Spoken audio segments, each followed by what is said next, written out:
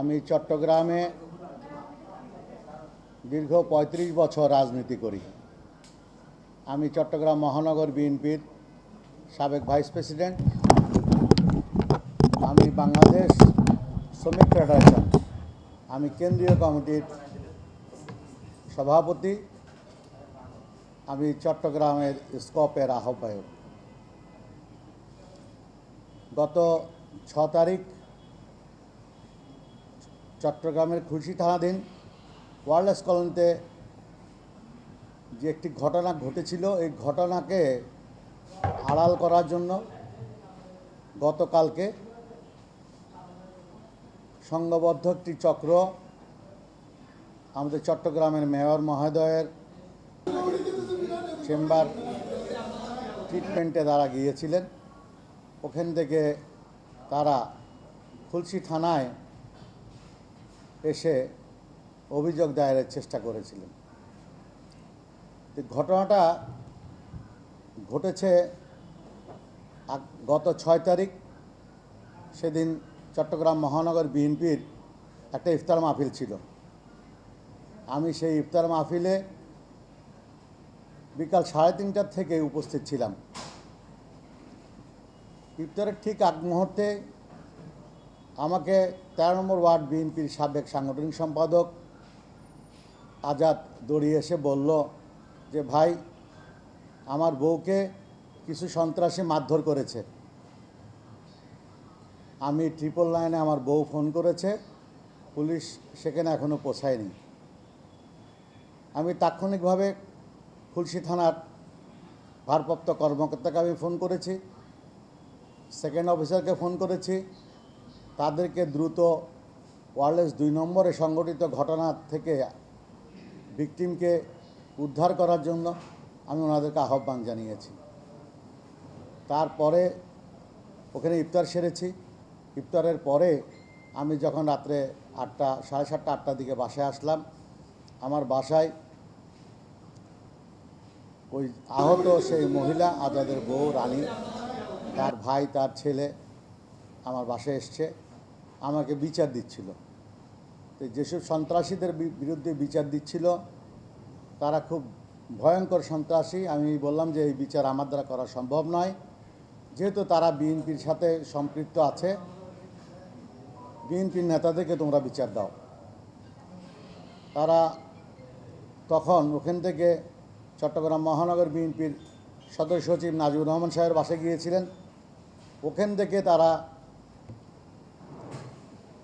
আপনার চট্টগ্রামের মেয়র মহোদয়ের বাসায় গিয়েছিলেন।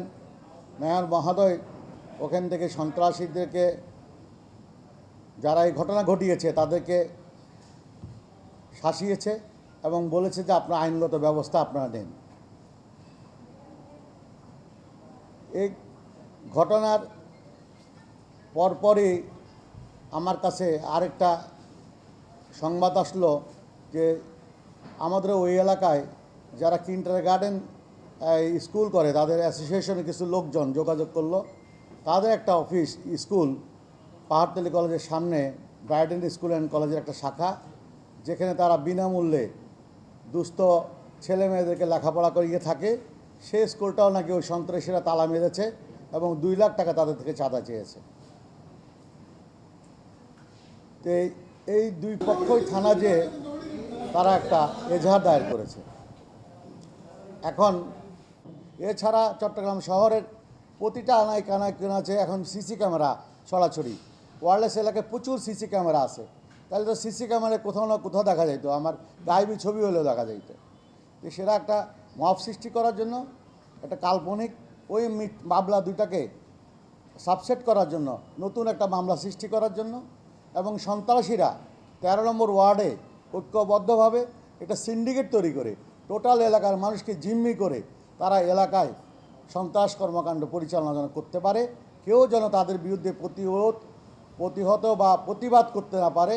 এর জন্য আমরা যারা সমাজে আমরা যারা কথা বলি, আমাদের কণ্ঠ স্তব্ধ করে দেওয়ার জন্য একটা সুপরিকল্পিতভাবে এই ধরনের একটি গতকালকে C+ টিভি সহ বেশ কয়েকটি অনলাইন পত্রিকায় আমি দেখলাম তারা আমার বিরুদ্ধে অপপ্রচার এবং আমি নাকি কোন মহিলাকে মারধর করেছি এরম ধরনের একটা মব সৃষ্টি করে একটি মামলা করার পায় তারা করছে। এটার পিছে তারা স্বেচ্ছাসেবক দল করে। একজনের নাম হচ্ছে যে ওয়াকিল হোসেন বোগা, আরেকজনের নাম হচ্ছে শাহ আলম, এবং এদের সাথে থাকা আরও বেশ কিছু সন্ত্রাসীরা ঐক্যবদ্ধভাবে ওই দুইটা মামলা যেন না হয়, ওই দুইটা মামলাকে সাবসেট করার জন্য আরেকটা নতুন নাটক করে, নতুন মব সৃষ্টি করে, নতুনভাবে আরেকটা পরিকল্পনা করে এই প্রকৃত ঘটনাটাকে ভিন্ন খাতে প্রবাহিত করার জন্য তারা এই পরিকল্পনা করেছে। এখন যদি আমি দলের পরিপন্থী কোনো কাজ করি, দল বিরোধী কাজ করি, আমি প্রায় ৩৫ বছর আবদুল্লাহ নোমান সাহেবের সাথে আমি রাজনীতি করেছি চিটংয়ের। আমি গত 17 বছর আমি নির্যাতিত ছিলাম। আমার 54টা মামলা ছিল, আমার বিরুদ্ধে মামলা করেছিল সরকার। আমি 4 বার জেল কেটেছি। আমি একজন ত্যাগী নেতা। এখানে দল যদি মনে করে যে আমার দ্বারা দল পরিপন্থী কোনো কাজ হচ্ছে বা দলের বিরুদ্ধে কোনো কাজ করি, দল যদি সিদ্ধান্ত নেয় আমি মাথা পেতে নিব, কিন্তু এইভাবে মব সৃষ্টি করলে তো সেখানে আর মবের বিরুদ্ধে তো কিছু বলা যায় না। আপনারা সাংবাদিকেরা আছেন, আপনারা সঠিকভাবে তদন্ত করেন প্রকৃত ঘটনাটা কী ঘটনা থেকে এই ঘটনাটা ঘটলো। আমি মনে করি আপনারা যদি সঠিক তদন্ত করেন সঠিক ঘটনাটা বেরিয়ে আসবে। না, আমি যেহেতু আমার বিরুদ্ধে তো কোনো মামলা বা আমার বিরুদ্ধে তেমন কিছু হয়নি, আমি মানহানিকর মনে করছি যে আমার বিরুদ্ধে কিছু অনলাইন টিভিতে তারা এসব বক্তব্য দিয়েছেন।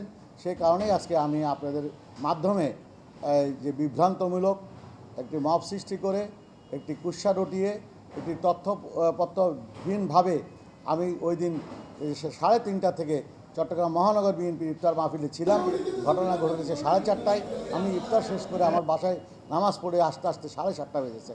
এই কোন সময় আমি গেলাম, কোন সময় ওই মহিলাকে ধরলাম, কোন সময় মারলাম, এটা কিন্তু কোনো সময় নির্ধারণ বলা হয়নি। আর এখন তো স্যাটেলাইটে আমরা সবার হাতে মোবাইল আছে, কোনো অকারেজ করে কেউ বেরোতে পারবে না, সবাই ছবি তুলতে পারবে। প্রত্যেকটা মোড়ে মোড়ে সিসি ক্যামেরা আছে। পূর্বের কোনো বিরোধ নাই। বিরোধটা হচ্ছে যে তারা একটা ঘটনাকে ধামাচাপা দেওয়ার জন্য আরেকটা ঘটনা আর এখানে পুনরাবৃত্তি ঘটানো, এটাই। আমি চাচ্ছি যে আপনাদের মাধ্যমে এই যে ঘটনা, এই ঘটনার সঠিক তদন্ত করে আপনার বস্তুনিষ্ঠ একটি প্রকৃত অপরাধী যারা, তাদেরকে চিহ্নিত করে আপনারা আপনাদের গণমাধ্যমে প্রচার করবেন এবং আইন শৃঙ্খলা বাহিনী সত্যিকার অর্থেই যারা দোষী তাদেরকে যেন আইনের আওতায় আনে, এটাই আমার চাওয়া।